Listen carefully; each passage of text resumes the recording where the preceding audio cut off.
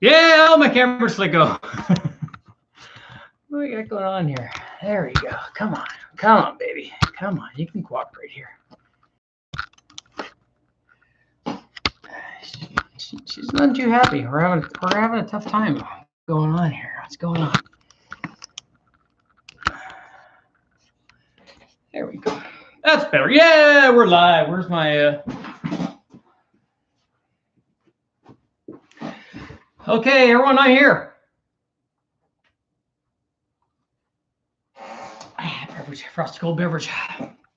We got lots of cool stuff. So I saw if you guys saw the video I just posted today, that was the low buck max speeding turbos, which work very good. And I can't believe how inexpensive they are. I mean, they're $125. That's dirt cheap. I mean, that's even less, obviously, an individual turbo, less than the $163 GT45 turbo, which I can't believe that pricing hasn't gone up the way that all the Cadillac blower stuff did. So hopefully that won't happen to the max speeding turbos. They work good. They're GT35 82. There's different variations of those, but they all seem to work fairly well. I'm actually more excited. I mean, this was good running them on an LS. We had run the other ones before, I don't know, 2 or 3 months ago, whenever that was. And so we kind of knew, and I've run the G3582s before, so we kind of know what they do. And that was good. They were cheap. You know, it's a good video. It's a good test. I'm actually more excited about running them on like the Slant 6 or something like that as an individual one than I was about running them on the LS. Like I said, we kind of knew. What I want to do though on the LS stuff is I just picked up we've got the 6-liter here now. So I kind of would like to turn these things up, and you know, I want to make 1,000 horsepower, because we always talk about, hey, we can make 1,000 horsepower, but you can't until you do it. I mean, I'm pretty sure that they have the flow rate and stuff, and they have the capability to do that.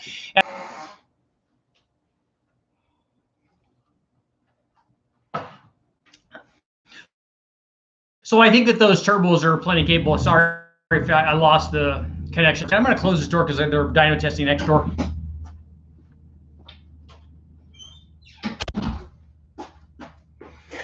Making all that chassis dyno noise.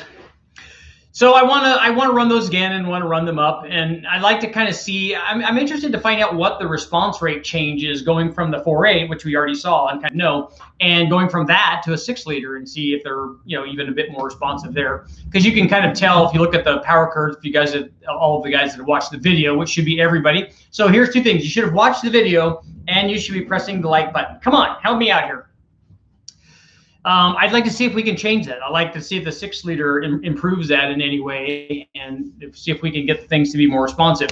I did play a little bit. I didn't have a lot of time to do the testing, but like before, we did play a little bit with putting temperature in it, and it definitely helps. If we can load the thing and get some heat in it and then make the run, then the thing is a lot more responsive down low for when we release it, and all that seems to work out pretty well. I'd like to do a single one of these would obviously probably be a good combination on the 3800 V6 as a single turbo, not with the blower, but without the blower, just running an NA motor with that single turbo probably would work pretty good. I'm a little concerned about it being a T3 on some of these applications, especially on some of the bigger motors. Excuse me. But like on the Slant 6, I'm not too worried about it. The other thing that happened today is I got and we can take a walk out there and I can show you, and I'll show you my tales of woe. I got the 347 Pontiac out of the truck, and 4-speed automatic. And it was really weird because we had to disconnect the odd thing about it is that the torque converter is attached to the flex plate. Actually, this is a flywheel because it's not what you would traditionally see as a flex plate, but it has a seal on it. And then the torque converter, we were wondering why there were so many torque converter bolts. There's torque converter bolts all the way around attaching it to the flywheel, and it's sealed up against it because there's fluid in there. So it took us a little while. It's the first time we've ever taken one apart to disconnect the transmission from the engine, because you've got to disconnect the torque converter before you can separate the 2 halves of the bell housing. And so it was a whole thing today. It was all hands on deck. So we got that done, and then I went to put the flywheel on and the Pontiac stuff. So I have to get another bell housing, and we also have to get another flywheel. I want to get a flywheel or even a flex plate. It doesn't matter for what we're doing, but I want to get a flywheel that has the right center diameter, but more importantly, that has the right outside diameter, because the flywheel that we have that we run on most of the Pontiacs that they've done here is too big for the bell housing, for the factory bell housing that we would put on there. So if we can get they made a 4-speed version of this, so we could get a bell housing from that, and hopefully it has the same.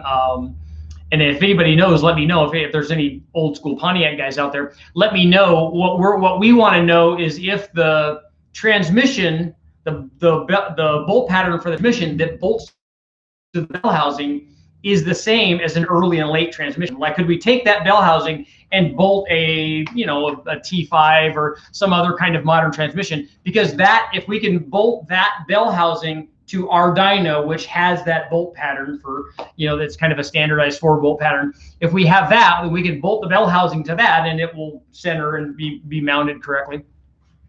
We're going to have to see. We're going to have to see if all that works out. So again, more hoops we got to jump through for that 57 Pontiac. The other thing I'm going to have to do is I'm going to have to reconfigure the exhaust. Right now it has stock exhaust manifolds, and it runs an underpipe from one exhaust manifold over to the other, so it kind of tees into that. And then those two join and then exit out as a single exhaust. So I want to connect something to that single exhaust and run it as that. And then we'll make a dual exhaust for the stock exhaust manifolds, and then we'll put headers on it and run headers on it. So if you guys know of any of the bell housing things in there, I'll go ahead and check the comments and see if there's any, if you guys know of anything, or send me an email. And as you can tell from and then I had bends that we had made already. So I was hoping to put those two together. CA434, I did not go to the wrecking yard today. So no luck on the 4200. I'm hoping if the weather is good that I can go there tomorrow morning. I'll try to zip over there and find out. But I had to, when I got up this morning, I was already editing, and by the time I was done editing, it was, I don't know, noon or 1 o'clock. So it takes a long time to edit stuff. So let's go back and review and see what's going on with everybody. I'm going to take you a walk around. I'll show you the Pontiac. We'll show you the exhaust on the turbo deal. Tim's here. Scuba's here. Cole, Admiral. Everybody's here, yo. What's up? Albuquerque's in the house. I've been there. Cletus, Australia's in the house. I like that. I like when people from far away are here. Hit that like button.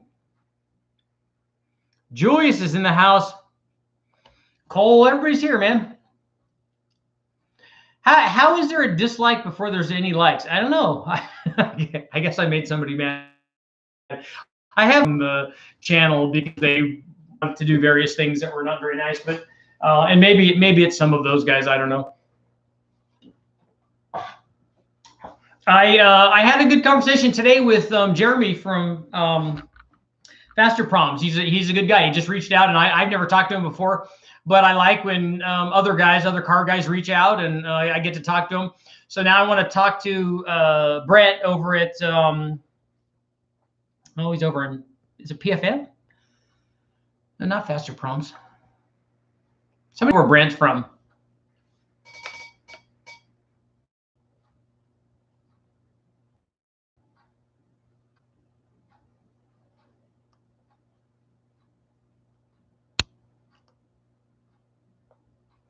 PFI Speed, okay, that's good. I subscribe to his stuff, and I watch his stuff like that when people do crazy stuff. And I want to talk to Brent about the K series stuff, some of the tuning stuff that we want to do on the Big Bang motor, because what we want to do is eliminate torque. Basically, we want to have a rising boost curve. So we'll talk to him about that and get this thing so that get our boost controller so that it's RPM dependent. Okay, let's get to some questions. Frank up here as a turbo question. I know we like turbo questions.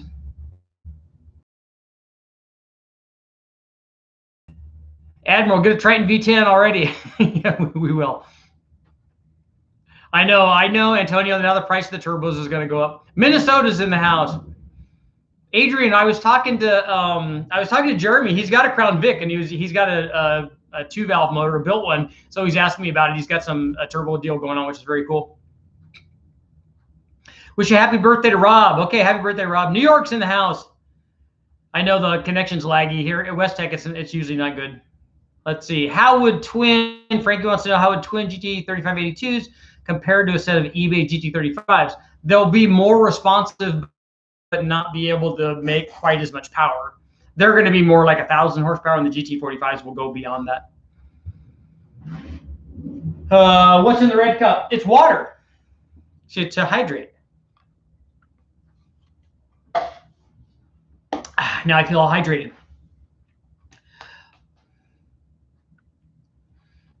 That awkward moment when we start measuring gap in football fields. Oregon's in the house. Are you anywhere near Bend? I've done some skiing at Mount Bachelor. We've stayed up in the 7th Mountain up in Oregon. We like that up there. Lots of good snow. Lots of PFI speeds. Everybody knows Brent.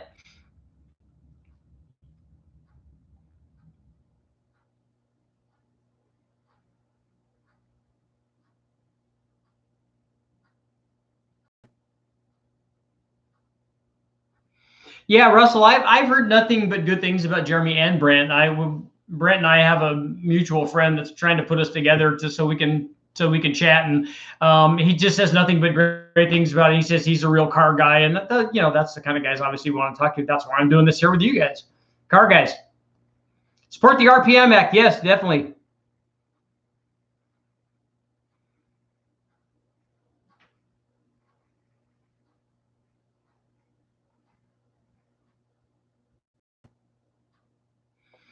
Have you ever run a Howard's 525 113 LSA cam on a 5.3? I have not, but if you tell me the duration, I can kind of tell you what's going to happen.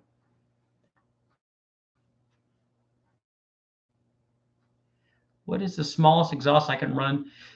Excuse me, on a 4-inch, 3.5, 2.5-inch. I'm not going to have much space because it's a Vega.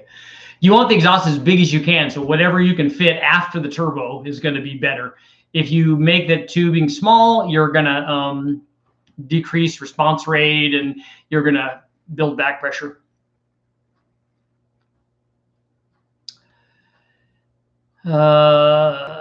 Eduardo, will twin 78 millimeter turbos make 2002 wheels? Yes, real 78 millimeters will. The 78 75s that we have, or the S475, especially a T6, will do 1,000 horsepower. So if you have two of them, you could do twice that. But to the wheels is another thing.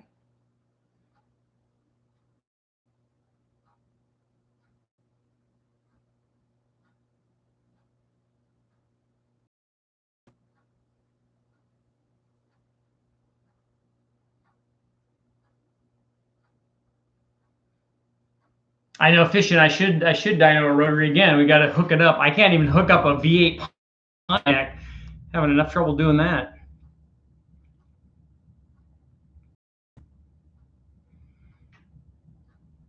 Adrian's going to race the Crown Vic. Please run a single 3582 on a 6. A single 3582 is not a good choice on a 6.0. Maybe a 4.8, and certainly probably not even a cam to 5.3. It's a T3, so it's pretty small. It'd be much better for something little like the 225 slant 6.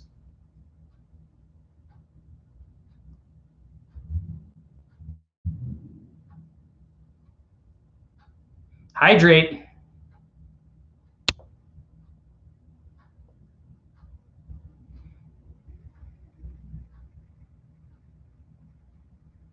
It's a bit off topic, but can you make any horsepower gains from making a carbureted engine EFI?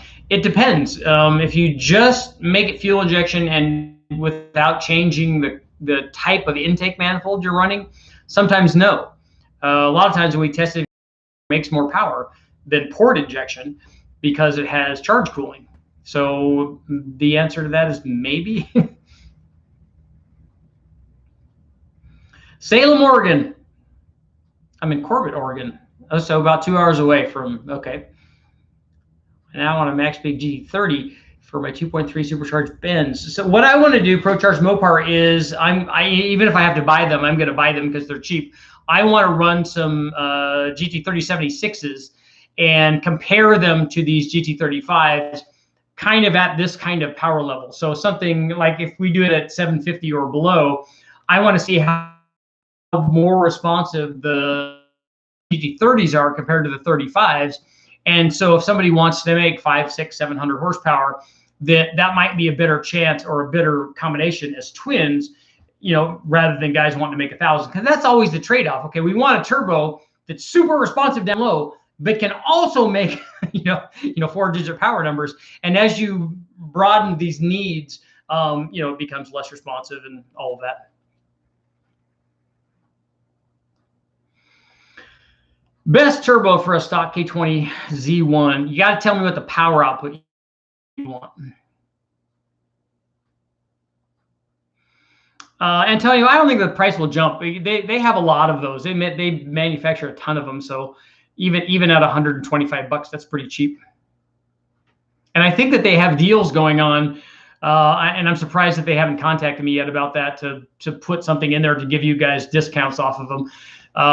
That I remember looking on their site and them showing a thing that they were 15 or 20% off or something. So all that's good.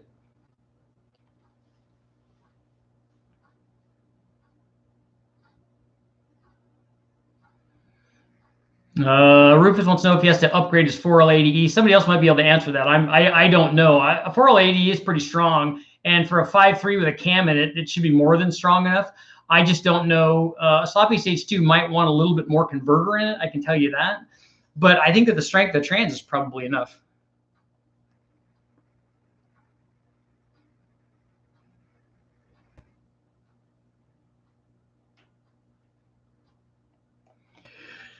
Simple mods, it has to be quite a bit bigger. I'd have to do the math on the surface area when we did the testing between the air to water that we did. But I'm thinking that it's probably 2 or 3 times the size at least.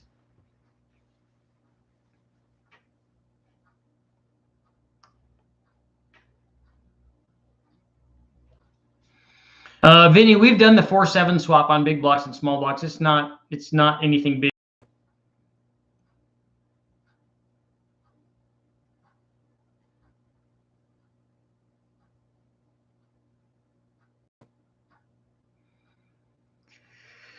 Okay, Mac, I would ring gap. I know for some reason guys like saying, oh, I did it on an untouched bottom end. That's fine. Let them do that. There's also lots of people out there that have blown them up. And so you don't always know whether it's tune or I put gap in them because I know that if you don't have it, it will break. And you don't know if you don't ever check it, you don't know how much you have. So you don't know if it will break or not.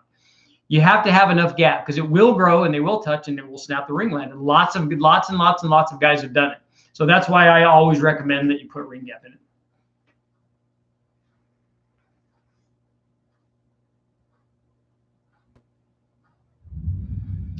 Dirt cheap. Tell me what kind of power you want. If you want to go beyond what a GT45 is, and on a 408, a single GT45 is not going to be what you want. You're going to want an S475 or an S480 or 7875 Gen 2, something in that size. What does running quench consist of? Well, you can look up the definition of quench, but that's the distance between the piston and the head in the specific spot in a design. So you can adjust that usually with the thickness of your gasket or how high the piston is up or the shape of the head. You can soften the chamber by changing the angle of that. There's lots of good stuff. But you already have quench, because if you don't have quench, that means that the piston's hitting the head, and that's not good.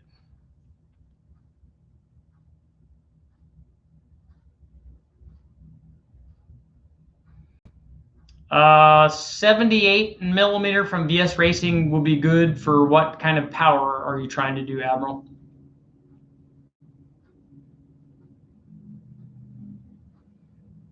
Maine is in the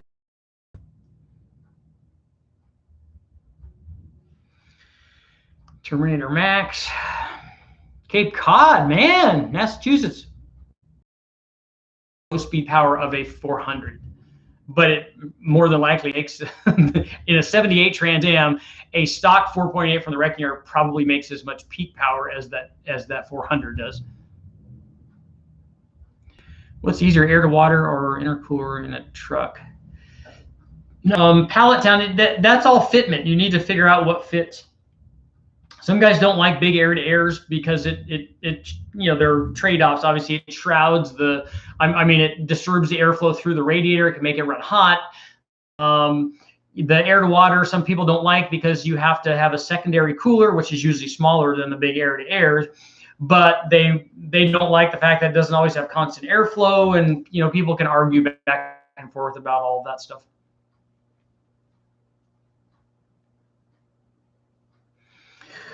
Mike Derrick said the BTR torque cam made 203 horsepower at the wheels on a 5.3 862. That seems kind of low for even for a stock one for a 5.3 with 862 heads. I think my truck makes more than that, and it's all stock.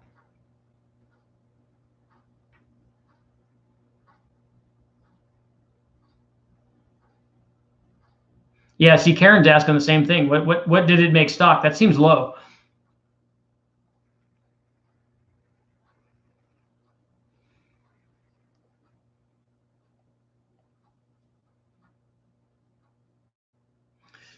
James, we run twin scroll stuff all the time with an open. As a matter of fact, every turbo that I run, we run with an open flange. I haven't run twin scroll stuff. I haven't run dedicated tubes, on a twin scroll ever that I remember. We want to, and I'm going to build another Y pipe to do that, but I haven't done that yet.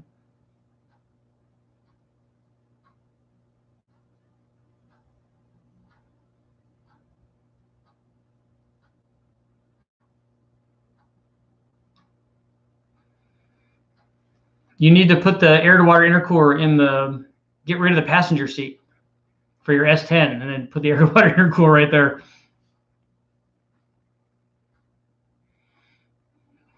Yeah. Tim says, I've done the 4.7 but have you done it with boost? I need to do all the intakes with boost too.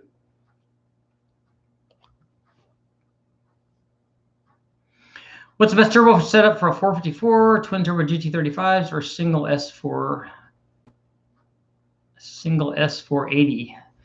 Looking for 600 to 700 horsepower, 6,500 RPM in a dragster. Either one of those turbo combinations will do that. So then it becomes just passing for you. Maine is a part of Canada now. Did Maine come over and take it over? Maine's not where the maple syrup is, right? That's Vermont.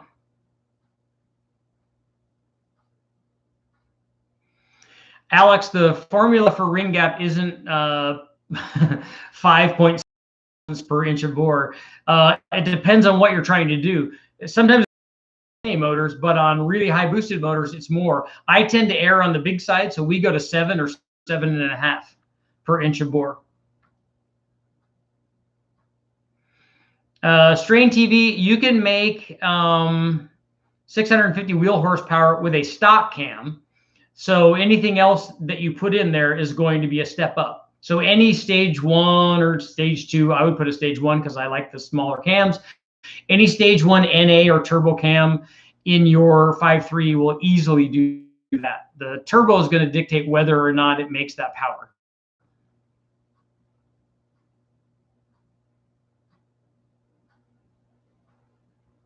Maine is still in the USA. But why are people taking shots at Maine, man? That's our brethren.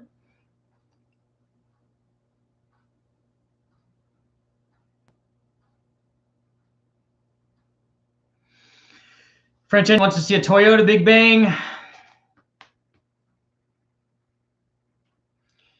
Richard, have you tried mounting injectors farther up the runners on a Super Ritchie manifold to get better charge cooling? Would you need to tweak injection timing? We didn't tweak injection timing, but I have moved injectors, and it definitely adds power. I need to bring in that manifold to show you. I'll show you the top that we made. So we put injector bungs on the top of the manifold so we could spray the fuel into the open tubes, which were inside the manifold. So yeah, we've tried a lot of that stuff. If you take a look at the Honda test that I did where we put the injectors in front of the stacks, we've done that. We've done stage injection with Tom, the guy who used to work here at West Tech. I think it might have been the Kazashi. It was either the Kazashi or the Volkswagen. we put stage injection one up higher than the other to help it make extra power. And it definitely does that. It definitely adds power. Jamie, what's up? Sioux City, Iowa here. Would the North Star blower be too small for a 6.2 L92? I don't know. If it's an L92, it has the wrong heads on it, and I don't know if they have adapters for the rec port heads. You'd have to check with them to see. Oh, the only ones I've seen are the cathedral port heads, so that 6.2 doesn't have that. You could change the head, obviously, but I'm going to run that either tonight or tomorrow on a 6-liter, so we'll know how much boost drop compared to the 4.8, and then how much it can support.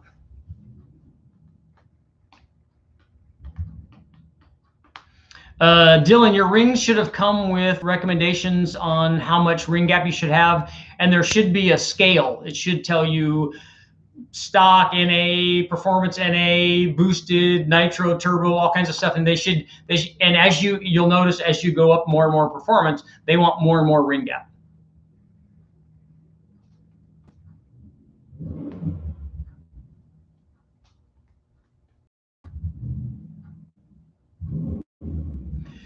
Durham says Molly told them 6 thousandths per inch of bore. That's good. What's the limiting factor of an LS1 with ring gap? An LS1, a real LS1, a 5.7 aluminum LS1, the limit would be the block. You might break a rod before that because it's a Gen 3 motor, but we don't like running on that motor. Mac, the ring gap's always the same. 28 to 30 thousandths is what we recommend for everything. All right, Alex, you're checking out. We'll see you guys later. Injector timing is almost irrelevant. Injector timing is important on direct injected motors. It seems to be less important on port injected stuff, but I've seen guys fiddle with it and try to do stuff.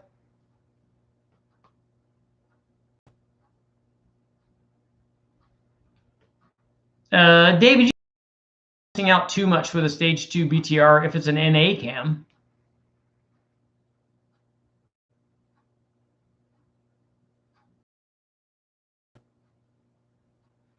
Yeah, Linwood, that's a good combination. I like those L96s.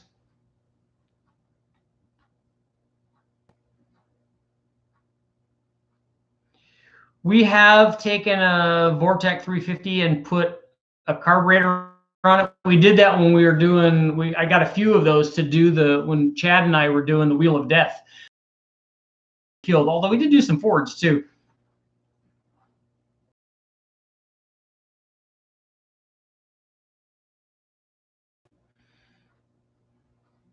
GTR. Hey, Richard, your last video made me buy 2 GT35 turbos. See, it's working already. Hopefully they didn't jack the price up. I'm scared to put these on a 2018 Camaro SS. They'll work fine on that motor.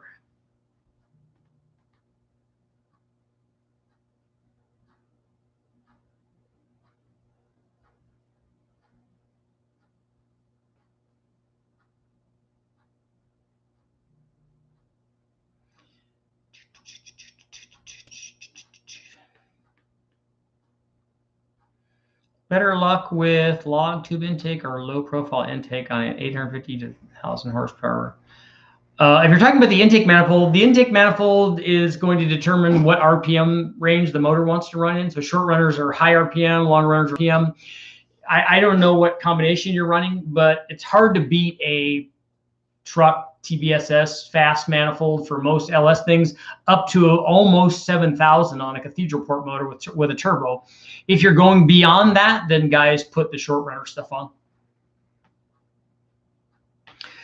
Kyle wants to know what's the horsepower potential of an old Kenny Ball 2.2 blower from the early 2000s of an L96 with a Holley high ram. That 2.2 blower would probably support as much as any of these takeoff blowers that you're looking at.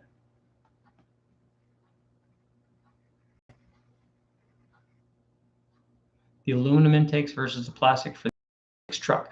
David, look at all of the intake videos. I've tested you what you want to know.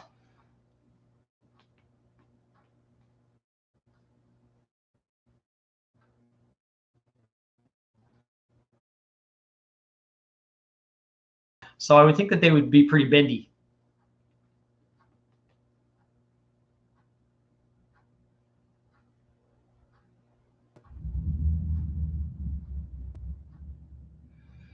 Strain TV, you can make 650 wheel horsepower, just cam and springs and gap and boost. I would put head studs in it, but other than that, the bottom end's fine.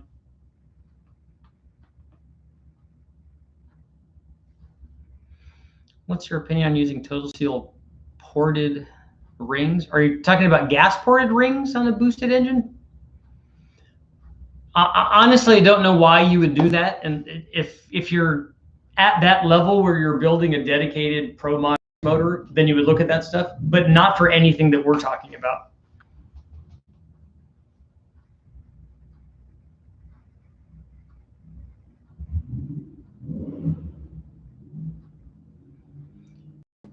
Zachary, we've done big bang stuff on the 351 Windsor, not on the 5-liter. I think that would break before the 351 does. I plan on doing a late model Vortex Chevy also, but we've done 1,000 horsepower stuff with the Chevy.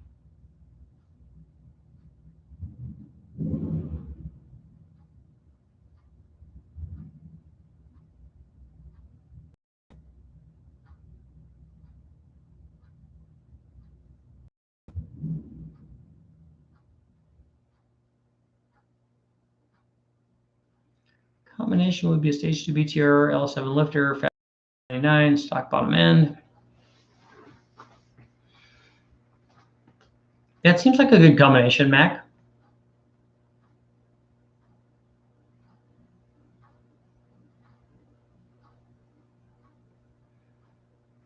Parker, I missed again what your combination is. Strain TV work. David's in house. Thank you very much. Displacement for a T3 with an 8.5 air turbine housing. You got to tell me more. There's lots of different size T3 turbos.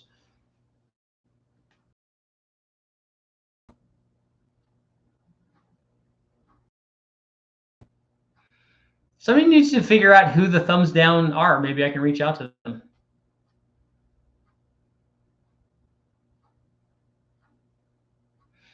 Victor, I didn't do twin M90s. I had talked to Mike Finnegan about that. I needed somebody who could weld aluminum because I was going to, slanted doghouse kind of thing, because the LS motor definitely needs 2 of those.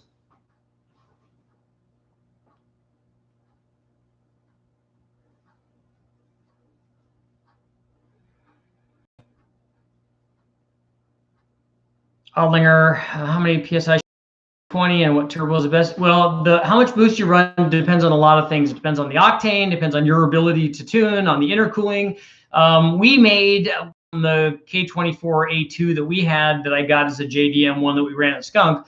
I think we were running about 13 pounds or something like that. And it was up at 600 or over 600 horsepower. And it was properly tuned. We were running an E85. And so you can easily do that on the street. Demon Tech. Hopefully you stepped right up. You brought game. I hope you brought a question too.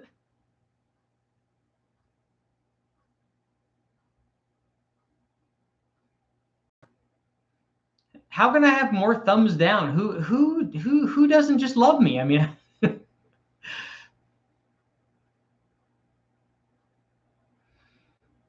Matthew wants to know what the maximum displacement is for the GT35s. I don't know. They'll support 1,000 horsepower or more. So it depends on what you want to do with that. I know that I would run them. I'm not sure if I would choose those on a 6-liter. Although if you're, if it's that power output, I'd like to run them on a 6-liter because I want to see what the back pressure is.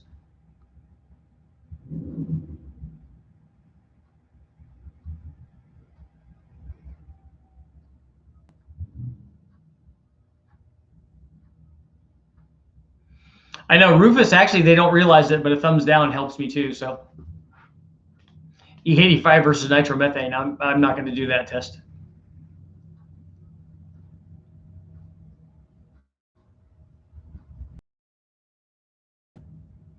Yeah, what if we find out the person?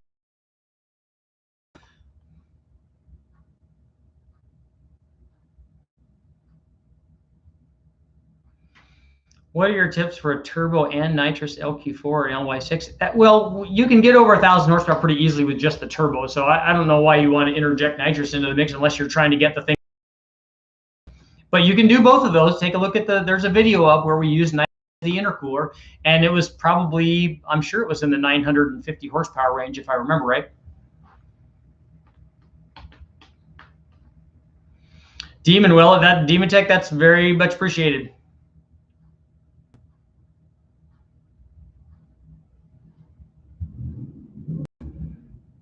Rhiannon, the 706 head is the one that I would recommend for a 4.8 or a 5.3. If you're going to build a 6.0 with a cam and stuff in it, the 799 head might be a little bit better choice. In the test that I did, the 706 head was still better below about 4,500 or 5,000 than the 799. 799 was a little bit better, but again, this caused such a big stir when I did this head versus the 799, the 241, and the 317 head. Everybody, because everybody from the very beginning was told the 799, the 243, that's the best head in the world. Nothing is better than that. And then when I came in and told them that's not actually true, they lost it. They were very, very upset. Oh, but you have to change the compression. You have to mill the head to make it equal. I'm like, we tested stock heads. It's just one stock head and then another stock head and another one and another one. I just wanted to see what the stock heads would do. And for that small bore, there's a number of reasons. The 706 head is a better head. It makes more power and it's better suited for the smaller bore. In fact, it's better suited than the 799 because most people point to the compression, and that's part of it. Although the compression difference between the 799 and the 706 head was 2 cc, so it was not very much. But the big thing is that the 706 head has a smaller intake valve, it has a smaller port, it has a different shaped chamber, it has a lot of things that are different about it, and it's better suited for that smaller bore. And it works very well, happens to work very well on 6-liter, especially at lower engine speed. And in ported form, it works really good too. So, you know, I just hurt a lot of feelings when I did that test, but yeah, that's all part of the job. Okay, Jeremy, 160,000 mile LS2 Corvette, 220, 34, 111, 600, PRC 225 heads, stock intake manifold, 11-to-1 compression, okay for a centrifugal supercharger. Yes, on the nitrous, yeah, and you can run a centrifugal. That would be better.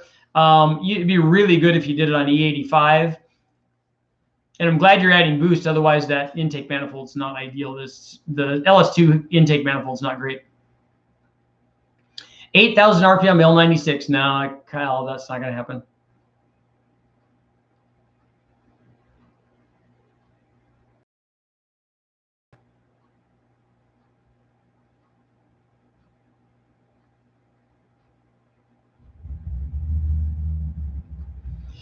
Yeah, ProCharge and nitrous. Nitrous is a good idea in a ProCharge car. That works really well.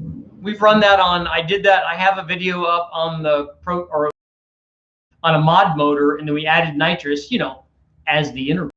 We were just adding nitrous to it, and making more power because we ran out of RPM potential because we were getting into valve flow. So I wanted to make this number, so we just added like a 50 shot number, and we did.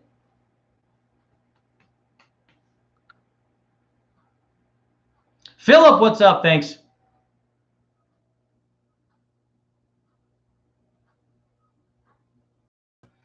Victor, if you're graduating with an engineering degree, you already know way more than I do.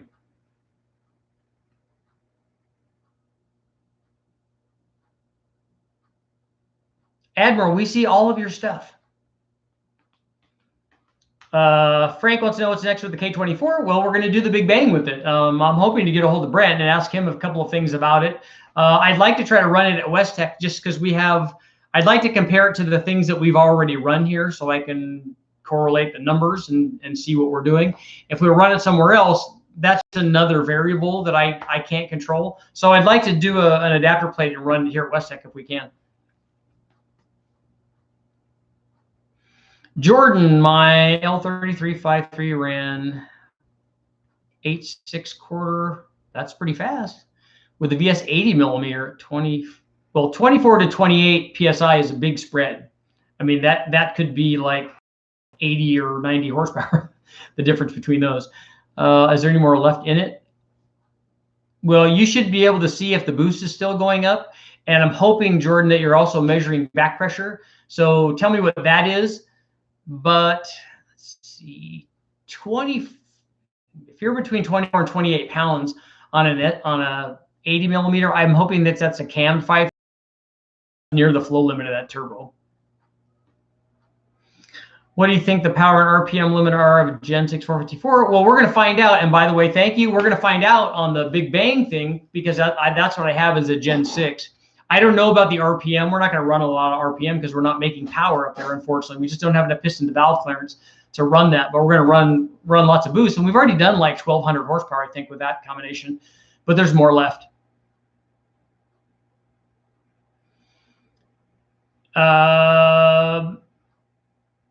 Mac Redden is the Pro Charger or Turbo better? I don't know what you mean by turbo. They have, I mean, I don't know what you mean by better. They have different power curves. The Pro Charger has a rising boost curve, and the Turbo doesn't have that. So a Turbo will usually make a lot more power through the middle part of the curve.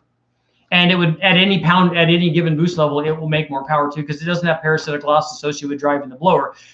But there's lots of guys making lots of power with a Pro Charger. Should I put an eBay turbo on your 383? Well, if you're looking at this channel, then the answer is obviously yes. And I didn't know this until after we took it off, but the cylinder head that's on that 225 is not the original cylinder head. Apparently, it's an early cylinder head, so somebody had swapped this at some time in its life, maybe because they did the same thing before. Julius, I'd like to try an Aussie Speed intake. I'd like to try to find somebody that has one that would loan it to me rather than buy a $500 or $600 intake manifold. And I know that they have different versions of that. I think that they also offer one for a blower mount. I'm thinking about putting an M90 on it anyway, and I'd like to try that.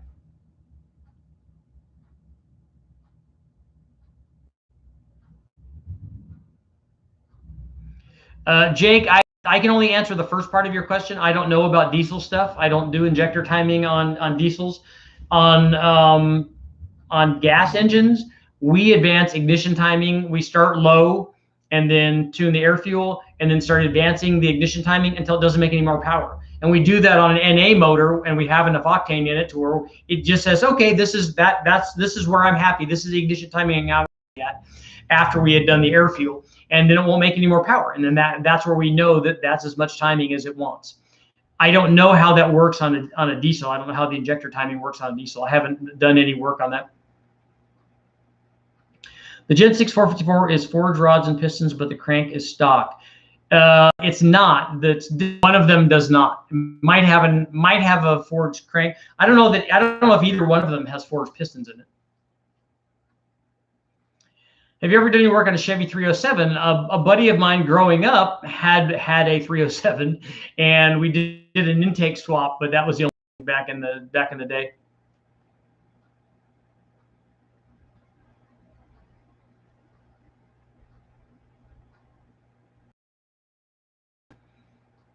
Admiral, so what can I get off of eBay to support $2,500 in a twin setup? There's lots of 2,500 horsepower stuff. Take a look at the VS Racing, or you could do 3 GT45s.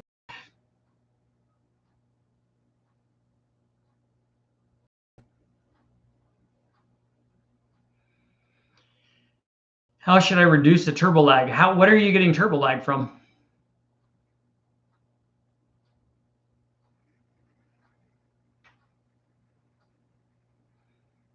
Rufus, who's it you're talking about? He has his own thing going and doesn't need any help from anybody else. Who's that? Same with other personalities.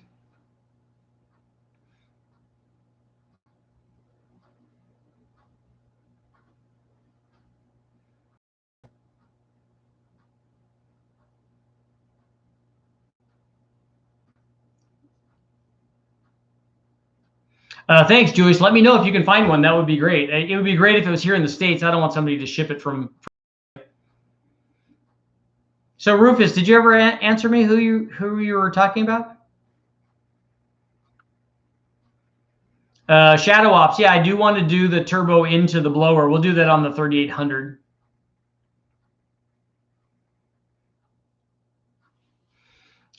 I don't think that that 78 millimeter is going to do 2500. I don't think two of them will do that. Always happy to answer questions if I can. I want to put an eBay turbo on my LS53. Will make about 500. That 500 is really easy to do with a turbo, even on a stock one.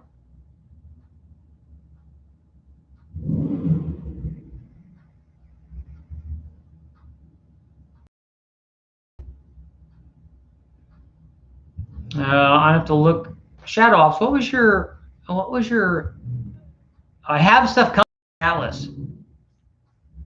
We're only going to run a single turbo, I think, on the Atlas.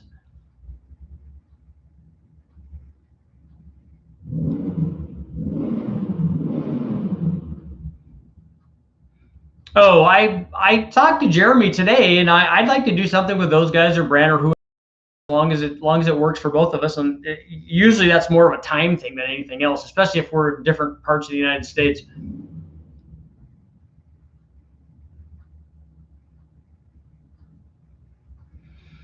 Thanks for the kind words, Wrecking. What's going on?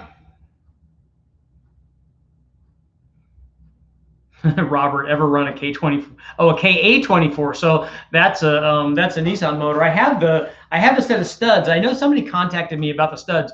So make sure you contact me again if it's you, whoever sent me. I'll take a look back through my emails and find out and let you know, because I just found those since I'm down here at my storage.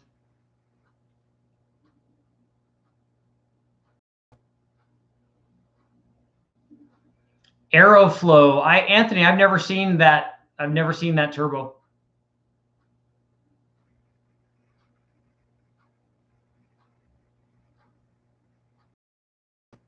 What would three hot sides of the same turbo into one, like a GT40X or something? Are you wanting to run three turbos on the motor? Maybe I'm not understanding. Is there a different compression ratio needed for a turbo 454? Is it the same as a roots blower? We just run the stock compression, whatever that is. Usually on the Gen 6 454, it's really low already. All of those factory 454s are very, very low. And we don't change that when we run the stock bottom end stuff. Biggest safe size shot. We've run 300 shots on stock LS motors.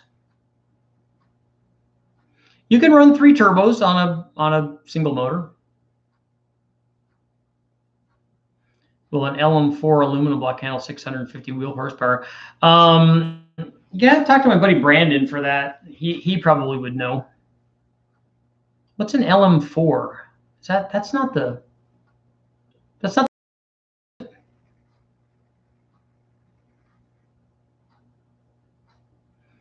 Oh, UPS Mech, that was you about the Nissan studs. Okay, I found them. I'm going to bring them home with me.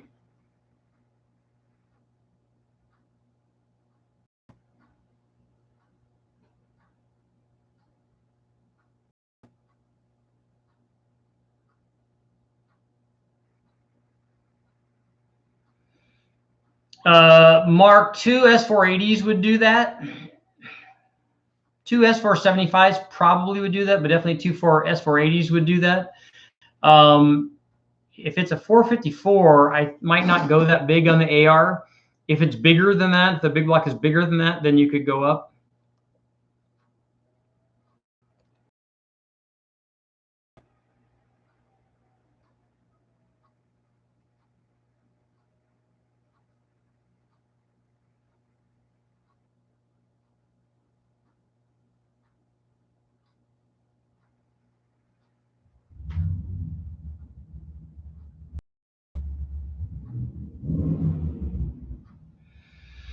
Yeah, if you look at any of the old turbo books, turbos way back in the day.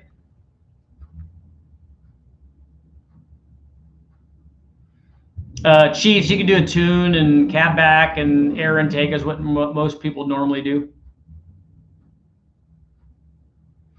Thanks for the A+, Steven.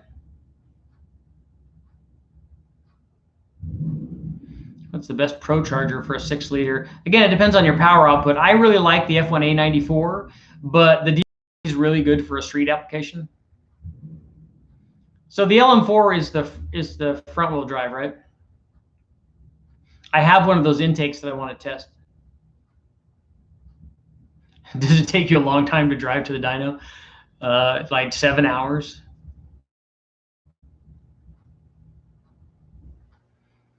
That's next door. That's Eric over tuning the on the chassis dyno. He's the real tuner, car tuner.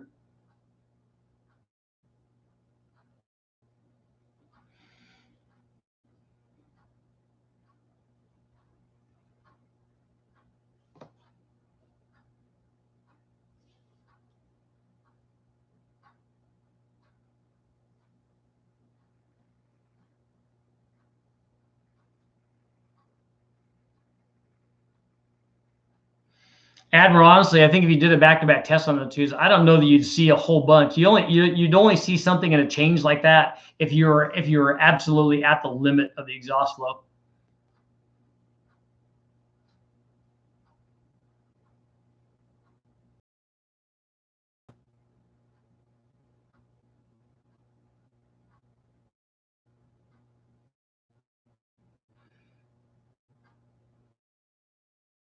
Aluminum 5.3. So is the LM4 like an L33 or an LC9?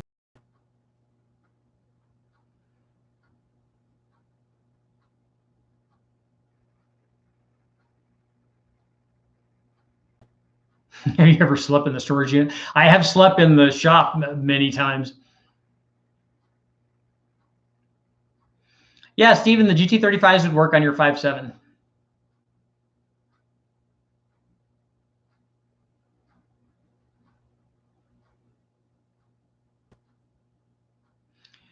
No, Rihanna, I don't drive 7 hours every day. that wouldn't make sense.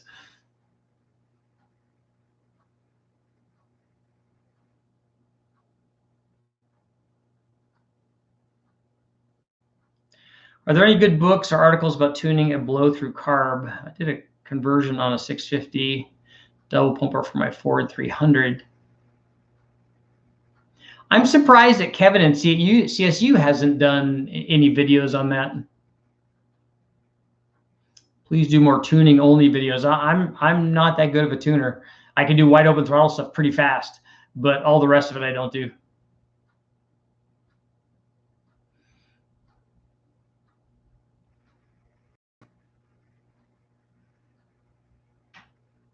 Yeah, Magnuson works good. I was just talking to, when I was talking to Jeremy, he mentioned that they do a lot of 2650 blowers. So I haven't tested one of those, but I know that they can make a lot of power. A complete rebuild. David, thank you very much. David Scott, a complete rebuild on a 4.8 liter with a stage 2 BTR cam. How much power can I expect? Is it a stage 2 truck cam, a stage 2 turbo cam, a stage 2 NA cam? And what else is done to it? Is it, if you rebuilt it, is it all stock? Because the rebuild might gain you no power at all. I know that disappoints a lot of people that get a wrecking yard and think, I'm going to freshen this thing up. It's going to make a lot more power. And we've done that, and it does like this much. It does 0 extra power. Just to give you an idea, the 4.8 that we ran on the turbo thing and on the blower thing and lots of other times was a 224, 228, and it was about 600 lift. It was 5 guys at JFR, and it makes a little over 4 on at the flywheel with headers on it.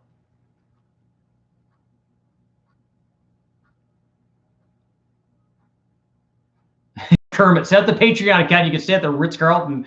I'd just like to be able to afford Ritz crackers. That would be enough.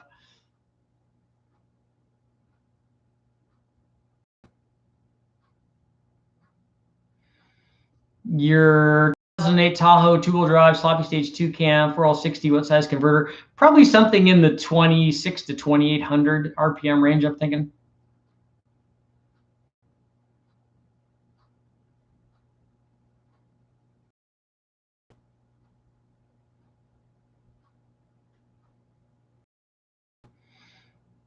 Yeah, Admiral, we were actually looking for mirrored turbos for this deal for Finnegan, but we weren't able to come up with them in time. Got a 541 in my Imperial. Nice. 800 to 850 is in the S475, S480 range. 78, 75. Just if it's a 541 cubic inch motor, you need something that has a big hot side though.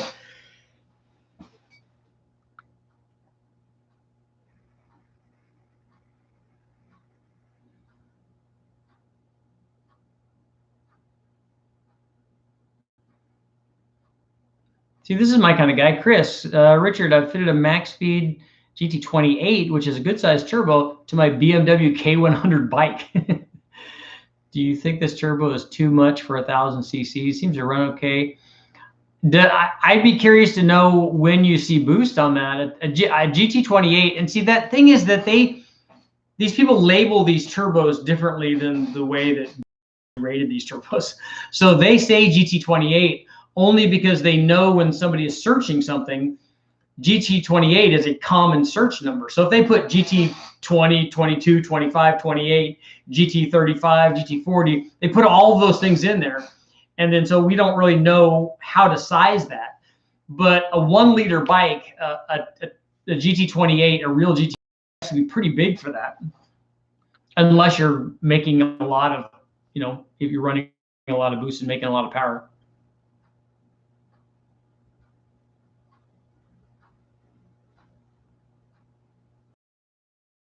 Chiefs.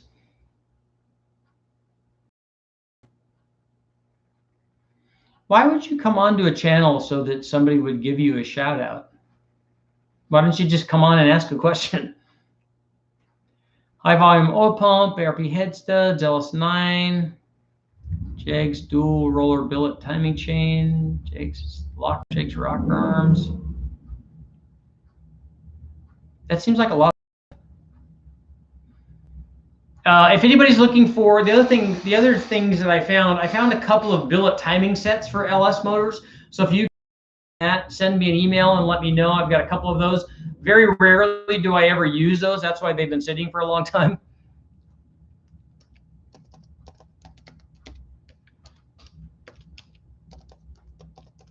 And there's my email address.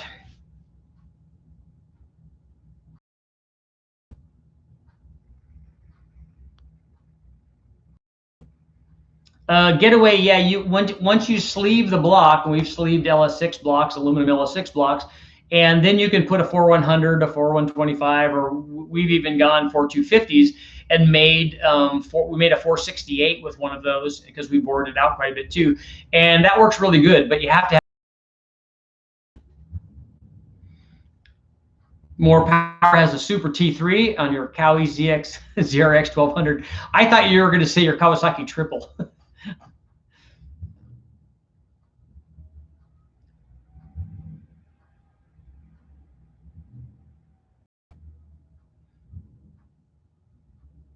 Where's the quench turbo question?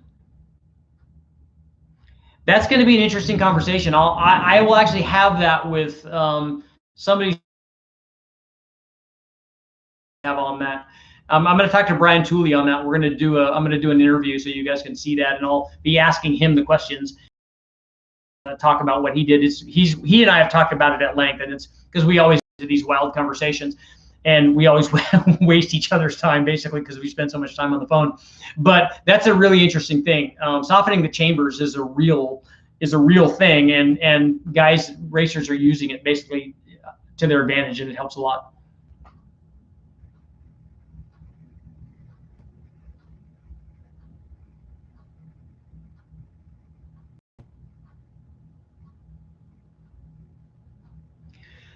Michael, I wouldn't. The kits don't seem to fit as well as you would want them to. You'd be better off just getting the turbos, I think.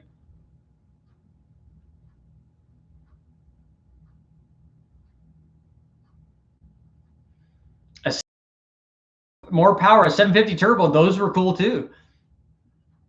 Those about the same time they had the 900 ninjas. I like the turbo bikes. They had a 500. Honda had a 500 also.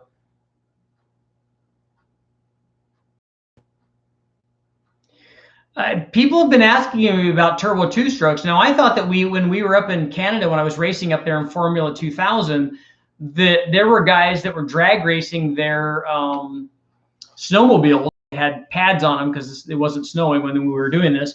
and that they were racing them. And I thought that the guys were telling me that they had turbo 2-stroke Rotex motors in them, but I didn't walk up and look at them, and we obviously didn't test them or anything. So the quench on the Slant 6 is at least 5/8.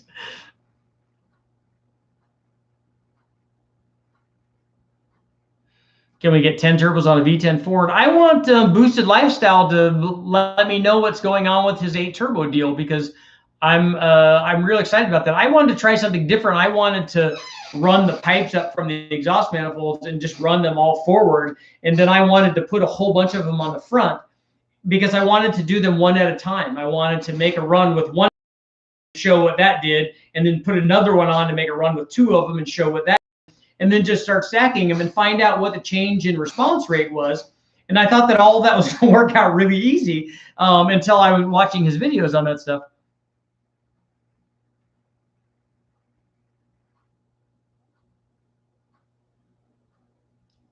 Ben wants to know what's wrong with your EPA.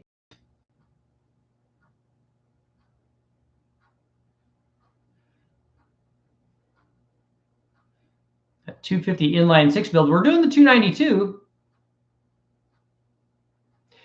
Jeremy, we are going to do do-it-yourself head porting. I did one do-it-yourself video on changing on unshrouding the valve, which is very important. It's a very important part of, and we picked up like, I don't know, 13, 15, 16 FM, I think, just by unshrouding the valve. And so that works really well. And it's obviously very important when you go to a bigger bore too. Nick, we actually talked about doing that on the on our Bonneville car, on our Volkswagen, running multiple intercoolers, and I'm actually going to do that, and we're going to find out if we can get the charge temperature down even lower. Turbo Formula Ford 2000. Those are Kent motors, right?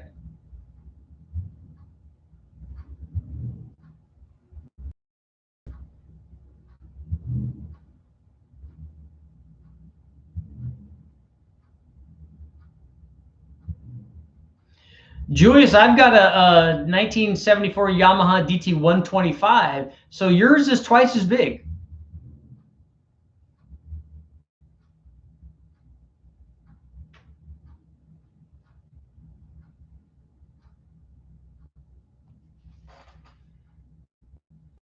Six heads. He's probably tired of porting Slant 6 heads, but I've got some people that can do it. Vinny, an air to water is usually better than an air to air, because an air to air has to use ambient air, and it's not the water, better thermal mass, so it's usually more efficient. And also you can use ice water, which you can't do with an air to air. Yes, we're going to do a Ford 300. Already late. I've got to get going. Okay, 2 more minutes. But the air to water also has issues also, because you have to recool the water and you have to have a secondary heat exchanger and all that. So guys argue back and forth about both of them. When we run at Bonneville, we run an air to water and we run ice water in it, because we have a big 10-gallon tank and we circulate the water up. So we have really, really cold charge temperatures. We have, 55 or 60 degree charge temperatures on a sustained run for, a minute and a half or 2 minutes.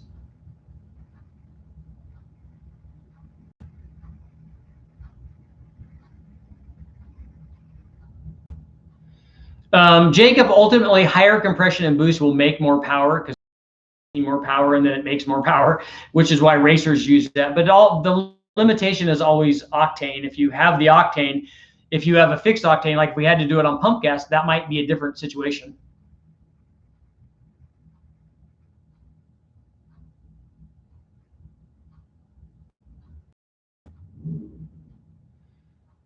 Oh, Kyle, that's cool. If you had a 2.2 Omni GLH, the big turbo, 30 PSI, that's good. You eliminated the quench pad. That's interesting, but you must have changed the static compression when you did that. Usually quench is beneficial.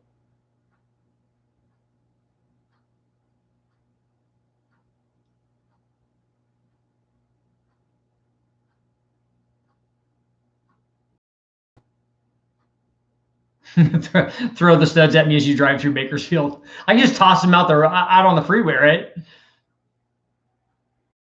6-liter Caddy supercharged video. That video will happen after we put the supercharger on the 6-liter and test it.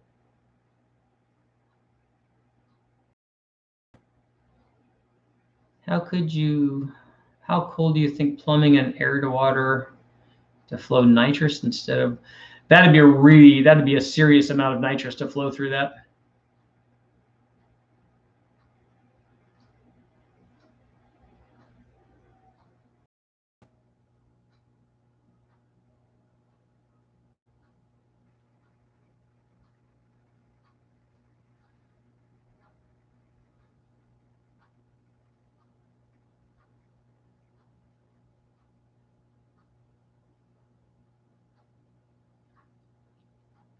Rob, you haven't watched the video yet on the, shame on you, but I like that you're here for the live feed. The turbos did good. They did everything they would do.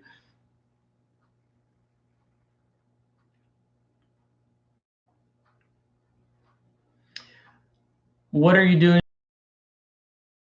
under the motor? And then we'll hopefully put the turbos on. I just think that would be cool. Have you ever tried running the engine on straight oxygen? That straight oxygen is actually very volatile. They tried that back in the war when they were doing all of the power augmentations to get a higher ceiling, an operating ceiling for a lot of the bombers and the fighters and stuff. And that's when they discovered using nitrous oxide. But they tried straight oxygen and it didn't work out well.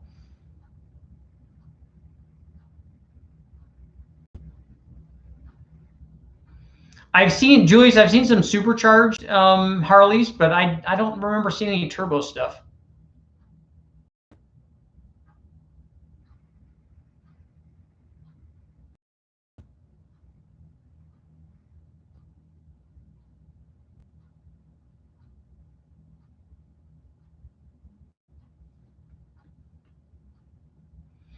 Okay, guys, I got to get going. I got lots more engines to test. Lots and lots of stuff. One up, I'm probably going to do, so you guys know, that I'm working on for tonight on running this. There we go. Running that motor, the crate motor NA with the tunnel ram on it for Freiberger or for Finnegan. And I also did, or I didn't do it. I had a buddy of mine, Andy, from I think it was Rock and Roll Engineering or something. He brought a big block in with a Pro Charger, an M1, I think, a Marine Pro Charger that he put together for his boat. So I might do a video on that as well. So it's kind of cool. He was trying to get a specific power output for his drive and for the speed of the boat, and he knew he needed to make this happen. And so he had some interesting things going on. So I might be doing videos on that. We'll see how the 6-liter setup goes. I just realized that when I picked up the 6-liter, that it didn't have an oil pan on it, so I stole the oil pan off for some reason. So I've got to come up with an oil pan and play musical stuff. But we'll make all that work. That's all part of the deal. That's all part of the fun and excitement. Thanks, guys, for showing up. I will see you tomorrow.